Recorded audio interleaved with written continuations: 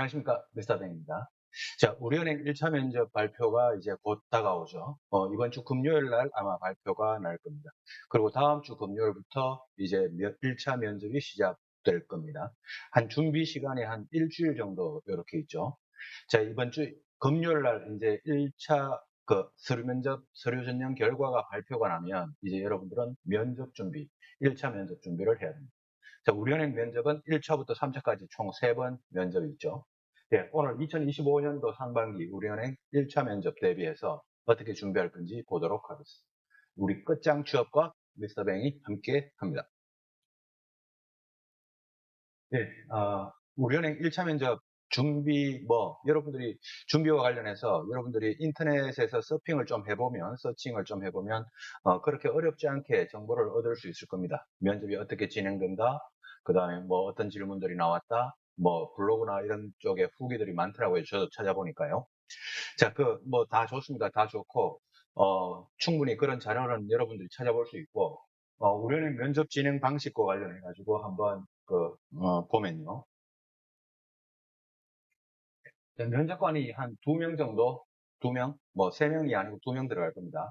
지원자는 뭐 원래 7명이 정원일 것 같은데, 결시 인원이 있으면 이제 6명, 5명 이렇게도 나오겠죠. 그러면 결국 2대 7, 다대다 면접이 진행.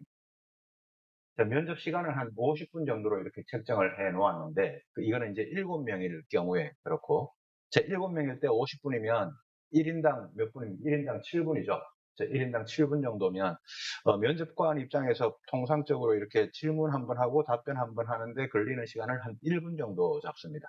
그러면 자기소개 한 30초 정도 하는 것 빼면, 한 질문을 6, 7개 정도는 받는다라고 이렇게 생각을 하면 되겠죠. 자, 그러면 한 번 갔다 오고 하는데 1분 정도 걸리면 한 6, 7개 정도 질문을 받는다. 그 정도가 이제 평균 사이즈, 면접 평균 사이즈일 것 같습니다. 자, 그 다음에 자기소개를 30초 자기소개를 할 거고요. 그러니까 여러분들이 30초 하라 그러는데, 저 관련해서 좀 주의할 게, 여러분들 입장에서는 뭐 이야기하고 싶은 게 많을 겁니다. 이것도 이야기하고 싶고, 저것도 이야기하고 싶고.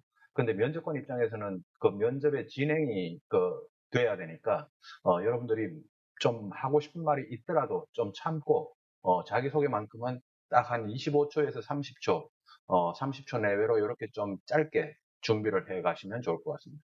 이제 여러분들 입장에서 이 자기소개를 뭘 하면 좋을까라고 이렇게 생각을 하는데, 여러분들이 이건 뭘 하면 좋을까 생각하기 전에, 아니, 뭐, 물론 그 생각해야 됩니다.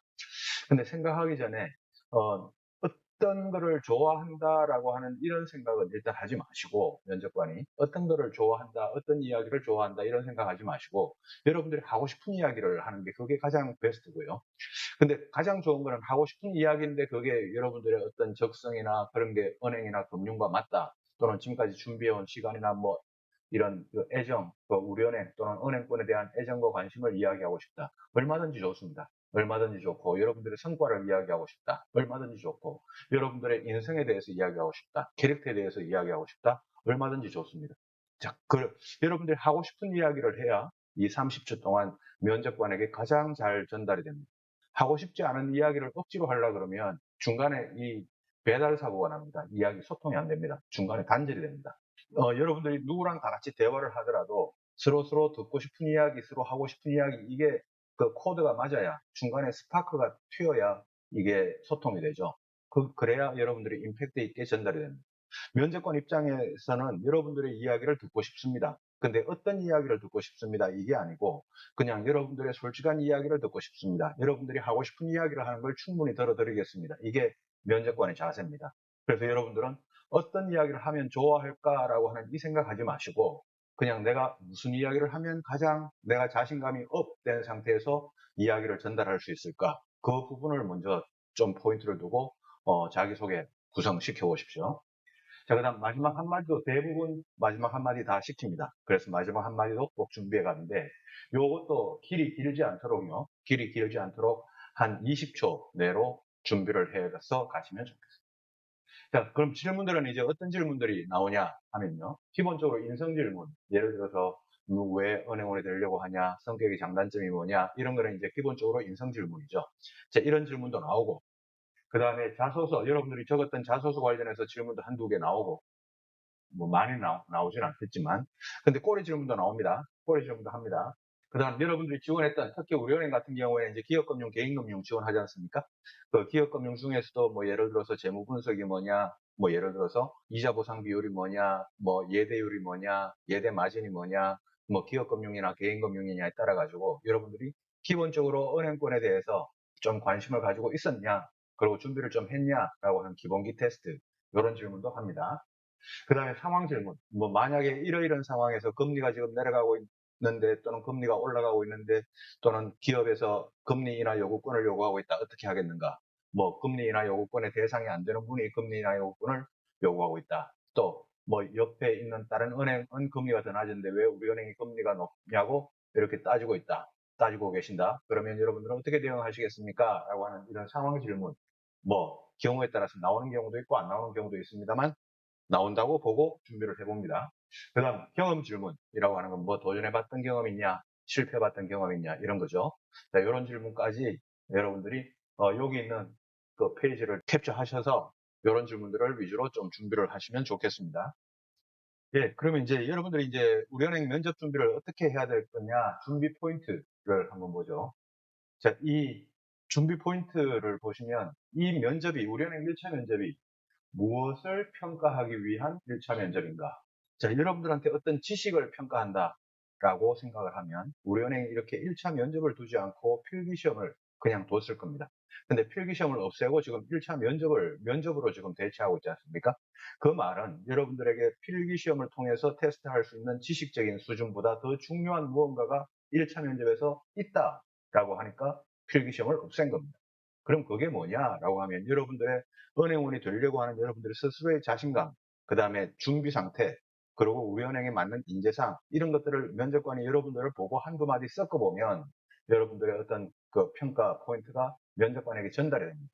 그거는요, 여러분들이 한 15년, 20년 아래쪽에 있는 초등학생들하고 말 몇 마디만 섞어보면 걔가 어떤 학생인지를 여러분들에게 전달이 되는, 여러분들이 평가할 수 있는 그런 논리와 같은 논리입니다.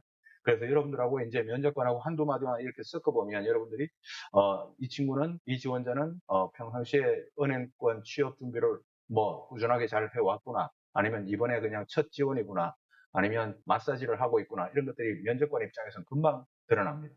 그거는 반대의 경우, 그러니까 입장을 바꿔 생각해서 여러분들이 초등학생 정도를 봐도 금방 여러분들이 판단할 수 있는 것과 동일한 이치입니다. 자, 그래서 그 부분을 평가하기 위한 1차 면접이다라는 겁니다. 여러분들이 이제 은행원이 되기 위한 준비를 어떻게 해왔냐, 얼마나 꾸준하게 해왔냐, 성실하게 해왔냐, 그리고 은행원이 될 상인가라고 하는, 내가 은행원이 될 상인가라고 하는 이 부분을 면접관들이 보면 1차 면접에서 한번 이제 걸러서 이제 2차 면접으로 올릴 수 있는 그런 대상자들을 선별하는 과정이다. 그래서 그런 관점으로 이제 준비를 좀 해야 되겠죠. 자, 그 다음 어떤 지원자로 보여져야 하는가라고 하는 건, 가장 좋은 거는 그냥 진솔한 모습으로 보여져야 되는데, 진솔한 모습 플러스 자신감이라고 하는 거를 제가 한번 적어보죠. 자신감이라고 하는 건 어디에서 나오냐라고 하면 다음 페이지 나올 텐데, 자신감 있는 모습은 어디서 나오냐라고 하면 여러분들의 지식에서 나오지 않습니다. 여러분들의 비언어적인 요소에서 자신감이 나옵니다. 그 부분을 평가하고 체크받고 준비하고 해야 된다는 거예요.